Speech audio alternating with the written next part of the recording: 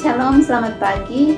Nama saya Kesia Dhani, saya dari Program Studi Pendidikan Guru Sekolah Dasar semester 5 Universitas Tribhuwana Kalabahi. Di sini saya akan membahas materi untuk memenuhi tugas mata kuliah. Mata kuliahnya pengembangan kepribadian dan potensi diri yang diasuh oleh dosen pengasuh Bapak Antonius Saidban, SPD MPD. Selamat menyaksikan. Baik, yang pertama kita perlu mengetahui apa itu perilaku manusia. Perilaku manusia atau tingkah laku itu mencakup pengertian yang sangat luas, bukan hanya seperti berjalan, berolahraga, dan berlari, tetapi juga melihat dan mendengar itu juga merupakan perilaku. Nah, di sini ada salah satu tokoh yang menyatakan bahwa perilaku merupakan respon atau reaksi seseorang terhadap stimulus. Contohnya seperti ketika ada cuaca dingin, berarti kita langsung merespon bahwa cuaca dingin berarti kita harus memerlukan selimut untuk menghangatkan tubuh kita. Nah, itu merupakan contoh perilaku. Dalam diri setiap manusia pasti seringkali melakukan kegiatan psikis.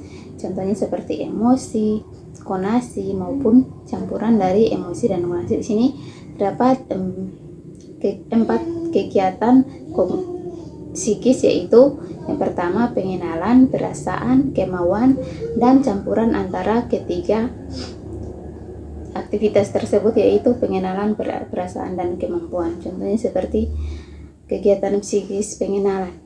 Nah, di sini kita melihat ada seseorang yang sedang bersedih atau sedang ketawa. Kita dalam hati pasti bertanya, mengapa dia merasa sedih dan mengapa dia merasa senang. Pasti kita bertanya-tanya dan dalam hati kita menduga-duga, ternyata dianya begitu dan yang begitu, dan terakhir kita akan mendapatkan. Yang kedua adalah kegiatan psikis manusia, yaitu perasaan. Di sini dimana saya memberikan satu contoh. Di saat kita melihat ada seorang yang sedang sedih, kita menghampiri dan menanyakan kenapa dia sedih, dan pastinya dia akan menjawab alasan dia sedih, dan pasti kita juga merasakan apa yang dia rasakan. Dan yang ketiga yaitu kemauan. Kemauan di sini saya berikan contoh, salah satu adalah ketika di dalam kelas, jika seorang ingin mendapatkan peringkat 1, maka dia akan berusaha sekeras mungkin agar dia dapat mendapatkan peringkat 1 dalam kelas. Dan yang keempat yaitu campuran dari pengenalan, perasaan, dan kemauan. Di sini salah satu contoh dari keempat tersebut yaitu yang pertama, ketika kita melihat contohnya bencana banjir, kita bertanya-tanya kenapa banjir itu bisa terjadi. Ternyata karena hujan, dan karena misalnya membuang sampah sembarang itu juga dapat mengakibatkan banjir. Dan kita mencakup kegiatan perasaan, yaitu kita merasa sedih. Orang itu terkena musibah bencana banjir. Nah, di situ kita sedih dan kita memperoleh kemauan untuk membantu orang tersebut dengan memberi bantuan kepada mereka.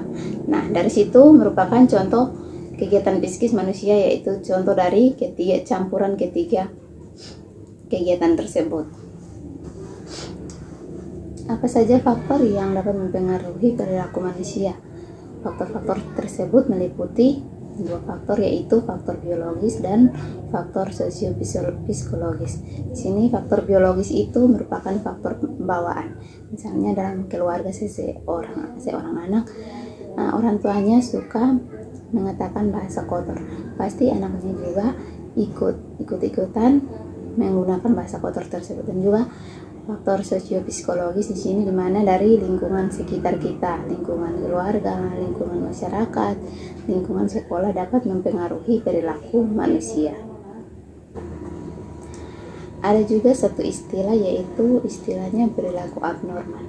Menurut salah seorang ahli, yaitu Profesor Dr. Sutarjo, mengemukakan bahwa perilaku abnormal seringkali diartikan sebagai perilaku yang berlebihan dari tingkah laku manusia pada umumnya. Jadi di sini perilaku abnormal itu sering kita temukan dalam kehidupan sehari-hari, yaitu seperti kejahatan, perilaku-perilaku yang melanggar norma kesusilaan dalam lingkungan. Dari perilaku manusia yang telah saya jelaskan di atas, kita perlu mengetahui pentingnya pengembangan diri. Yang pertama, kita harus keluar dari zona nyaman dan lebih percaya diri. Di sini, keluar dari zona nyaman itu merupakan salah satu cara yang tepat untuk pengembangan diri. Contohnya, ketika misalnya kita seringkali hanya di dalam rumah, kita perlu keluar rumah untuk beradaptasi dengan lingkungan sekitar kita, dan juga kita lebih percaya diri. Jangan sampai kita merasakan bahwa kita tidak sesempurna mereka yang di luar sana, sehingga kita tidak percaya diri. Dan untuk cara untuk mengembangkan potensi diri itu, yang pertama yang harus kita lakukan adalah kita harus kenali diri sendiri.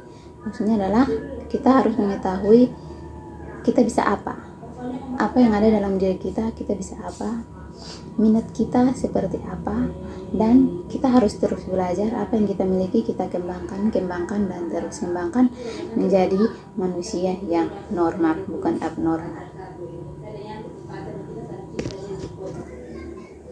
Dari materi yang telah saya bahas, maka kesimpulannya adalah perilaku manusia merupakan tindakan atau aktivitas seseorang.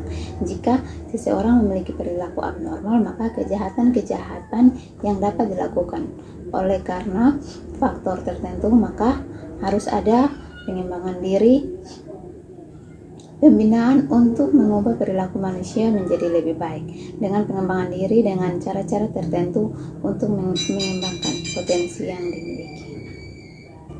Sekian materi yang dapat saya sampaikan. Shalom, selamat pagi, sampai jumpa.